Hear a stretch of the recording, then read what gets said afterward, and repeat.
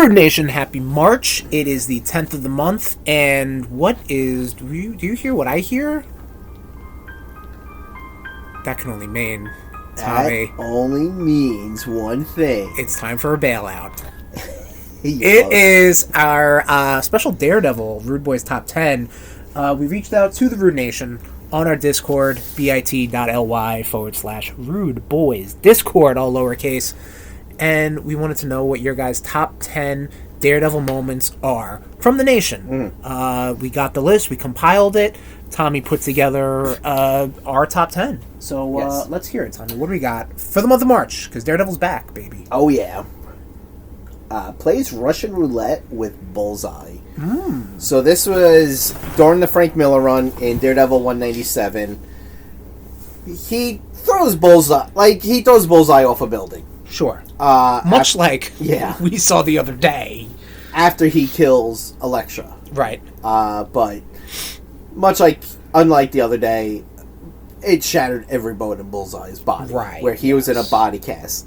So Daredevil goes to the hospital to visit his old nemesis. And he takes out a gun. Okay. And he's just like, we're going to play a game. And he starts playing Russian roulette. Okay. And he's like telling the story of like when him and Bullseye first met. Or like first encountered each other. Yeah, it's just like, and of course, Daredevil knows where the bullets are in the chamber and everything. Yeah, kind of, it's a little cheating, I'd have to say. It's also really fucked because, like, you're dealing with a psychopath and, like, he's all bandaged up, so all you see are his eyes. Okay. And he's just like, what the fuck is going on? Right. And he can't talk because he has, like, a feeding tube in and everything. So, it was pretty fucked. A Daredevil that is pushed to the edge is a scary Daredevil. Oh, yeah. Yeah. Puts Iron Man in his place during the first Civil War. This was good. This was really good. Like, Daredevil gets captured, and he's brought into the negative zone, which is where, the prisoners... The superhero prisoners, right. And he opens his mouth as they're checking him, and it's a silver dollar in there. And Tony Stark's like, this. He's like, oh, that's your one piece of silver, you Judas. Right. I was like, God damn. I mean, and this is the first time he's put, like, Stark in his place. Like, when,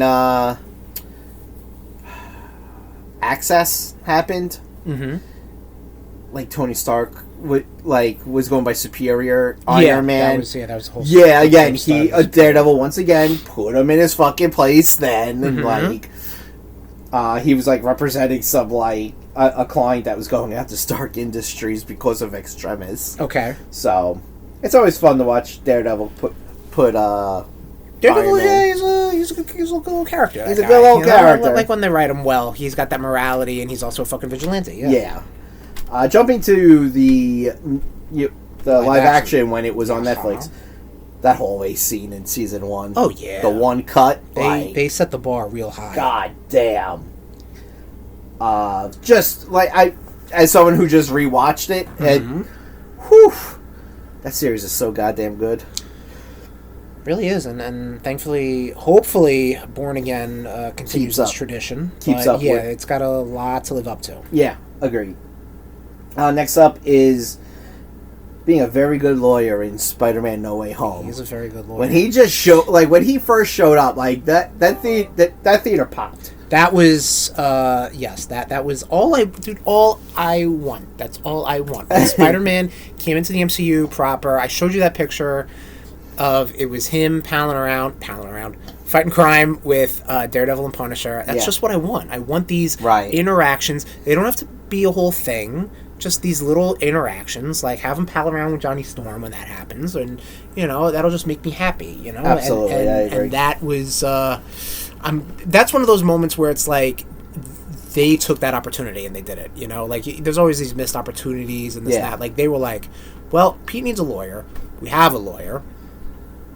Let's do it. You know what I mean? Like they could have easily not fucking done it and made me mad and sad. But And when he made me catches glad. that brick, Yes, he's a really good lawyer.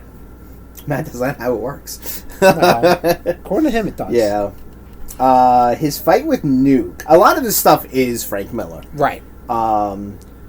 In Daredevil 233, Kingpin unleashes Nuke onto New York. Okay. Pretty much saying... Who's Nuke? He's like a super soldier? He's a super soldier. They've retconned him so much Sure. that it's like... When he first showed up, he had like robotic implants. Okay. Oh, and then... No, I'm sorry. When he first showed up, he had, he would take these pills that would, like, eat, like, the different pills would do. Like, the white pills would, like, balance him. The red ones would, like, make his rage go up. Okay. Blue ones would, like... Sure. He's got a pill. He's popping pills. Right. And he'd be like, give me a red. Right. Give me a white. And he had a flag tattooed on his face. So then he'd ask for blue. Huh? Then he'd ask for blue. Right. Blue. Right. And then... So, Kingpin unleashes him onto the city because Kingpin's like, this guy, Daredevil, he's a enemy of the state and he hates America. Doesn't really take much, man. Sometimes Wilson Fisk is really punching below his weight. Yeah. When it comes to manipulation. So, Daredevil's fighting this motherfucker. Dude has, like, a fucking... M16 with grenade launchers, Jesus. And, like, they're fighting throughout Hell's Kitchen. Okay. And they also send in a Black Hawk helicopter to help Nuke. He ends up drop-kicking Nuke through a car. Okay. He throws him down onto a car, and then he jumps off the building and, like, coup de grace him. Nice. And then they're like, okay, they start the Black Hawk helicopter starts shooting. Mm-hmm. Daredevil takes Nuke's gun and just fucking takes his helicopter down. Good. Yeah. Pretty fucking awesome.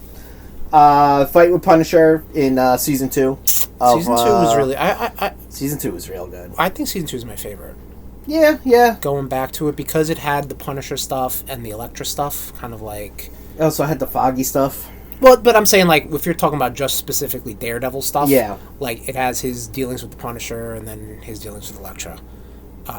Yeah, but yes, no, I think the Punisher stuff. The Punisher is very interesting when he's posed up against a character like Daredevil, a character like Matt Murdock, where it's, and they portray it beautifully, which was pulled from the comics, which was put on Netflix, where they're basically just like, you hit them, they get up. I hit them, they stay down. Yeah, and obviously Matt really doing his holier-than-thou routine, which is part of his whole shtick. Yeah. To be like, well, you're taking their choice, you're taking their life away, and it's a good, like, understanding of both characters that they do.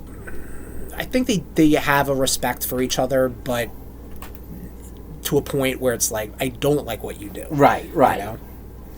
Next up is the prison break scene from season 3. Now, which one was this? Because the only prison break scene I remember was when Punisher getting out. So or I guess Kingpin really getting out. So Matt goes to see the... So, this is when, obviously, Kingpin is, like, in a safe house. And the Albanians put a hit out on him when they're transferring him. Okay. He goes to talk to a guy that him and Foggy represented. Yes. They drug him, and he's fighting. Yes, I do. And he gets out of this fucking thing, like, all sorts of fucking drugged up. I remember now. Okay, thank you. Yeah, really fucking. He goes through it in season 3. Yeah. Season 3, holy shit, he goes through hard, it. baby. Yeah. Beating the hell out of Kingpin, in which scares the criminals from Hell's Kitchen in Daredevil 600. This was in the story Battle for Hell's Kitchen. Mm-hmm. Pretty much Kingpin wanting Hell's Kitchen because the fuck with Daredevil. Yeah. I'm sure this is one of the many times Kingpin found out who Daredevil was. Yeah, really kind of. They do the whole retcon. You learned this. You forgot this. Like, this wasn't him. This was him. It's not him. Yeah. His brain got fucked with. And, yeah. I haven't read that one yet. Okay. Daredevil's next on my radar on Marvel Unlimited. Same. Yeah. Right now I'm. Would you want to pick it up from the Frank Miller run? Because I would like to do that. I mean, I have most of the Frank Miller run. Okay. Physically, so yeah. Okay. Cool. We might do a RudeBoyz book club. Yay. Next up is he dates Black Cat to make Spider-Man jealous. So Black Cat pissed off. But we gotta first off say, Matt and Pete, horn dogs. Yes. It was about time. Not about time. It was overdue. Going to happen. Yeah, that they were going to be Eskimo brothers. Yes, exactly. What? Did I tell you that story where it was like, I just found out my best friend had sex with my ex-girlfriend. There's a phrase for that, right? And someone's like, Eskimo brothers, like, yeah, HIV positive. Oh, wait. Yeah, it's fucked up. Sorry. Dark humor. Dark humor. But yeah, it was what you get at RudeBoyz. It was bound to happen. Yeah. Just because of the amount of tail that Pete and Matt pull. Yeah. And they really do circle the same universe. You know what I mean? Like of just City. New York City. Yeah, exactly. And then you got Wolverine in there who who dips his wick there as well. Exactly. Apparently I believe this is after Otto had control of Peter's body. Okay. And if I remember correctly, didn't he punched Black Cat in the face, right? Or he set Black Cat up for a fall. I think he did something that was... He did something dirty to her. Not Spider-Man. Yeah, exactly. So she decided, hey, best way to get back? And so Black Cat dates him. Yeah. But he tried. He really tried not to get it, and he's like, whatever. Right. like you said, he's a horn dog. The old horn head. Yeah. Speaking of horn dog and giving the old horn, his appearance in She-Hulk. I really do like She-Hulk. I think She-Hulk people take so much fun. Listen, I'm not talking directly at you. Okay. People take the MCU way too serious. Oh, yeah. For fun, dumb movies and shows about cartoons that, don't get me wrong, tell great stories, make you feel things. Some of that things could be humor and comedy. Absolutely. Some things might not be needing to be taken so lightly. Everything doesn't have to be endgame level fucking special effects and stuff like that, okay? There are these things. If you read Daredevil, like we were talking about, you've got runs from Miller and Brubaker and Charles Soule and Bendis and Mark Waid and Zdarsky that, yes, deal with the same character and decades amount of lore, but their own spins. Yeah. And yes, Daredevil can show up in a She-Hulk comic, like I'm sure he has. Because they're both lawyers. And I read Zdarsky's Howard the Duck run, and Kraven the Hunter's in there, and if you take Kraven the Hunter seriously, you're probably going to hate that, but it's very funny, because he's a man dressed up like a lion, basically. Well, speaking of Kraven the Hunter, no. Are we going to be able to take it serious? So, that's what I'm saying. There's a certain amount of levity you need to take with these things. And that translates...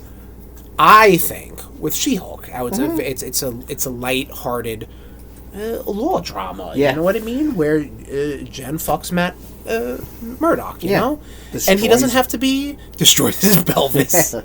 I'm barely walking. Yeah, exactly. It's all just a beanbag down there. But that was good because it did respect. It didn't it wasn't a complete character assassination, but it was it dealt with Charlie Cox's portrayal in the previous shows. Yeah, and was just a little lighthearted, you know. Absolutely, and again, that was one of the things I was like, you already have a show about a lawyer, superhero lawyer. Mm-hmm. Where's Matt Murdock? And thank God they did do that. They did do it, and of course they're going to put him in the yellow mustard suit. Come on now, that's a goofball suit. It's a goofball show. Yeah, She-Hulk gets a lot of hate for a lot of not from your man boys babies. though. No, not your from boys enjoyed it. Yeah. Were there issues? Yeah, like was it like stretched out pacing and like whatever? But who cares? That's every fucking show. Basically, yeah. Every show has. They brought the first mutant. His name is Eternus, and like whatever, dude. Like okay, sure. Yeah. Like it doesn't matter. My biggest issue with She-Hulk was just how they made Scar look. Oh yeah, the fucking 2 seconds he's in there. I know, yeah. But I was just like, ew, don't go with that design. They were like, well, we need to introduce him. Here he is. Yeah. There you go. So, but yes. But yeah, that is your Daredevil top 10 moments for March. So good. That's my ringtone for the longest time. This has been a presentation of the RudeBoyz Podcast Network. Oops.